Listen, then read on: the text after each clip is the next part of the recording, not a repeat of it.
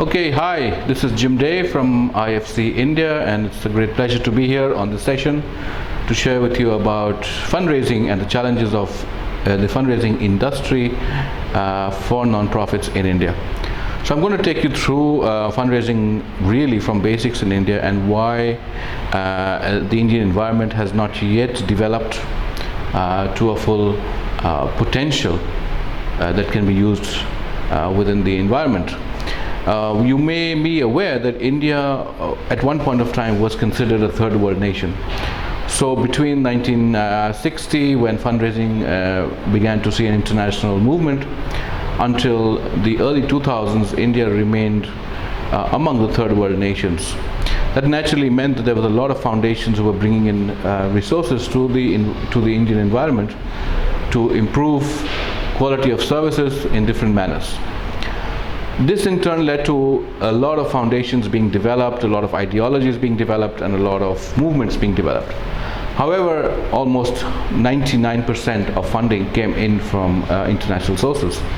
Highest, of course, as we know, is the US, followed by Europe and the UK. There are some resources that have also come in from Australia and some from Hong Kong as well.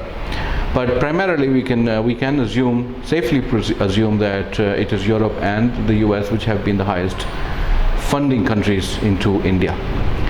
So if we take an understanding of the environment, we understand that a lot of foundations were highly dependent on their project proposals and calls for support from international donors who develop partnerships, who develop subsidiary partners in India, who developed their own branches in India, and that led to a huge growth of the foundations and the movement in the non-profit sector in India. Having said that, the issue today is that in the last 10 years we have seen a paradigm shift, both with the Indian government as well as with other governments. For example, the European Union in the last 10 years has had a huge shift towards funding going towards probably Latin America. A lot we hear about going towards South Africa. And India has slowly but surely moved out of this list of a third world nation. We know that India is now close to 6 to 7% of a growth rate, which is higher than many other countries in the world. So on a macro level, India is growing, and with that macro level growth, there seems to be a lot of economic prosperity in the nation. However, India does continue to have more than 600 million people who are, let's say, impoverished, with a whole set of challenges which face them. So we continue to have a huge population and a huge need, and that need remains unmet and unfulfilled. Now the question comes, what do Indian organizations look at when it comes to fundraising, and how are they going about it? Now, as I mentioned right in the beginning, for the last 40 odd years we've had international resources pouring in plenty into the country. So whether it's the US, whether it's Europe, Holland, which is one of the largest donors, among the top 10 donors in the world, Holland, the UK, the US remain among the top 10 donors in the world, and India has been one of the major recipients of these funding. But over time, these countries have started to change their stand.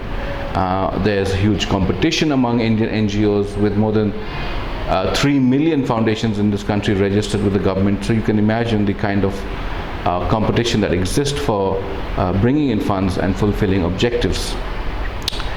So that gives us a little bit of a brief about the Indian environment and how fundraising really has been traditionally approached in this country. Now we can think about, or we can look ahead into the next course of action. Now, in the last couple of years, in the last 3 or 4 years, you can say that the government came out with a policy called the corporate social responsibility.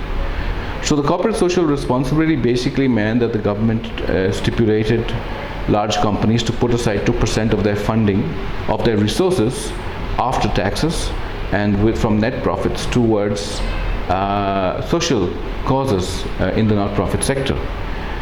So this led to a growth of funding which was previously unavailable to the non-profit sector. That could mean that there was a huge opportunity that existed for foundations.